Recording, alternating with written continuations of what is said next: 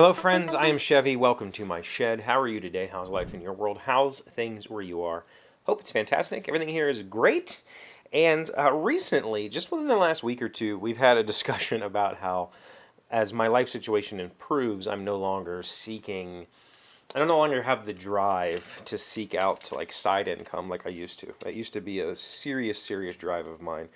I used to spend a lot of my waking hours trying to find side income because we were so poor. Um, it became I became obsessed with the idea of figuring out a way to make income that didn't require me to quit my job, right?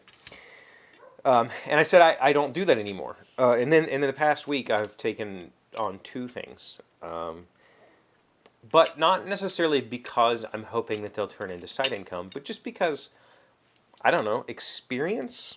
One of the things I'll tell you about in detail. The other one I can't give you details, but I can tell you what it is. The first thing is an application called Prolific, which I heard about, I think, years ago, maybe. I don't remember. I don't feel like it's been recent. It's definitely been, half a year or maybe a year or more ago. I heard about this website called Prolific, which is a research study place. And basically, researchers can post studies, and you can take part in those studies, and they pay you for your time. And I saw stories from people who say they made hundreds of dollars a month there, just taking research studies. And I thought, well, that's I can do that, right? And I went and looked it up, and it was like, we're not taking, participants at this time. You can sign up for put it on our wait list, basically. And then I got an invite like this week, and I was like, yeah, sure, let's see what it is. And so far, what I've discovered is that the promise is not as great as I thought it was going to be.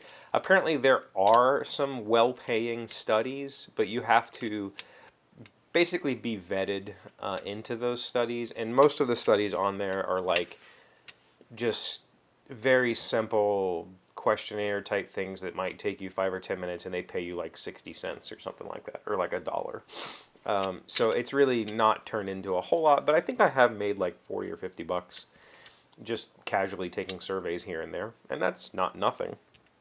But I'm maybe that will turn into something, and I will continue to talk about it if it does. Like I basically did it just to see, right? Like curiosity at this point. I've always wondered who takes place in the like studies that people talk about. Like I've never met anybody who's done these studies, but I guess now I have. So we'll see what happens there. The other one is something that I have turned down for 10 years. I've been on YouTube now 10 years. And when you have a channel that reaches a certain audience or a certain size or whatever, you start getting like offers for all kinds of people who want to take a piece of your pie, right? And one of those things is people want to license your videos. I want to license your video and I'll pay you for it. And I have turned down dozens and dozens of those offers, especially when the time capsule video was hot. So many people wanted to take license that video. Now, the majority of those at that time, the offers that I were getting were they wanted to take the ad revenue. And so you agree to some sort of split where they take the ad revenue and you get to keep a portion of it, and then they promote the thing and they go get the audience, and it drive revenue. And I've never been interested in that model because they can, basically put a copyright claim on the video. They take ownership of any of the ad revenue they generate, and then they try to market the video or they push the video out to other channels to get views. And there are some horror stories of some of those companies doing some shady stuff that gets flagged by YouTube. And if the video gets flagged by YouTube, guess who takes the hit? It's not them, it's the creator, right? And so I was just not willing to go through that for whatever, couple dollars or whatever. I think the best offer I got one time was they wanted to outright buy the video for like $2,000, but at that time I was still making like $700 a year or so, and I was like, no, like you'd have to pay me more than that because I'm making, that's only a couple years that, whatever. And so I just didn't go with it. But recently, I got an offer, and I said, you know what? The video that they picked, it has less than 1,000 views. I'm not gonna tell you what it is. I can't give you the details on what exactly is transpiring. But they picked a video that has less than 1,000 views. They picked the video because of the subject matter of the video, as well as, you know, I guess the individual shots within the video they could use for other things. And they're kind of the company that picked it up has a sort of a media mill. They're a kind of company that does, this is what they do. They go get, I guess, stock footage, or they go get somebody else to do their videography for them, and then they have brands that have blogs or have channels or have other ways to reach into other people, and they put those videos there and they generate, and then they hope to find people to license those videos to. And this particular one, you know, all of them have this list of, here's all the things that we do. Here's the, you know, they give you the stats on their like one-hit wonders, but they don't tell you that you're not going to get any of that. They, you know, and they put some big names in there, like, we worked with this, you know, massively recognizable media company name, right?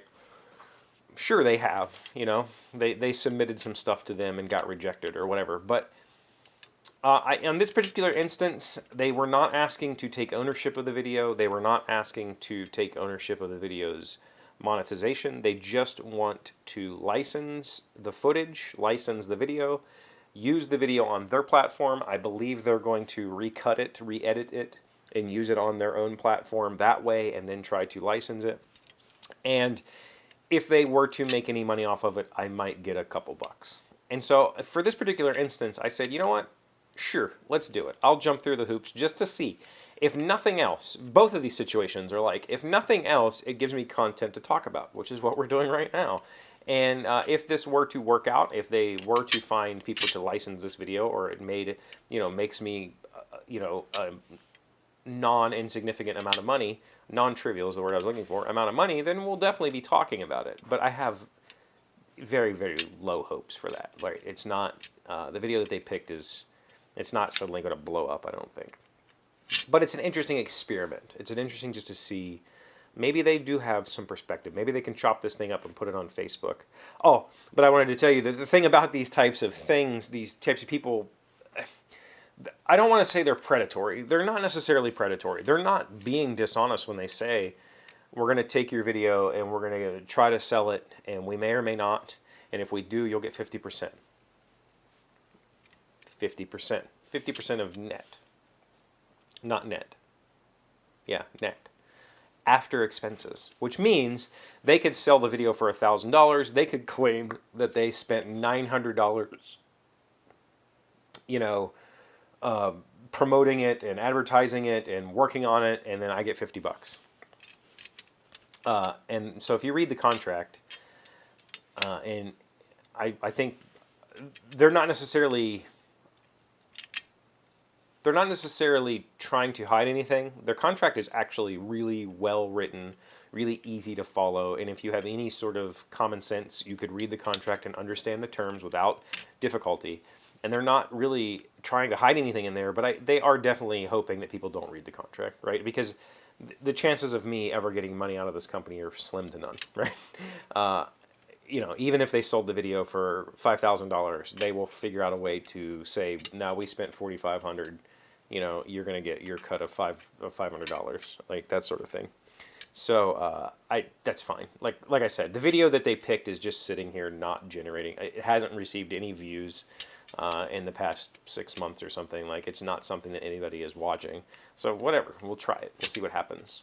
Hopefully, something cool will happen and we can talk about it, good or bad. Hopefully there's some sort of content. But I'm like, is that sort of stuff interesting to you at all? Because I've turned down a lot of stuff in the past just because it's not worth the time for me to make 50 cents. But I've been trying to take more chances lately, or say yes to opportunities just to see what happens. And I'm curious to know if that's interesting to you. Let me know in the comments. Thank you for being here as always. Thank you for liking, commenting, subscribing, being amazing friends and wonderful people. I really appreciate you. And I'll see you again tomorrow. Today's word you should know to sound smart is marginalize. It is a verb meaning to dismiss something as less important than it actually is. Francine has too many connections for us to snub her completely, but we have done our best to marginalize her influence. Marginalize. M-A-R-G-I-N-A-I-A-L-I-Z-E. I've always assumed that that word derives from like being in the margin, like, you know, outside of the main text. Is that true? Like, is that where that came from?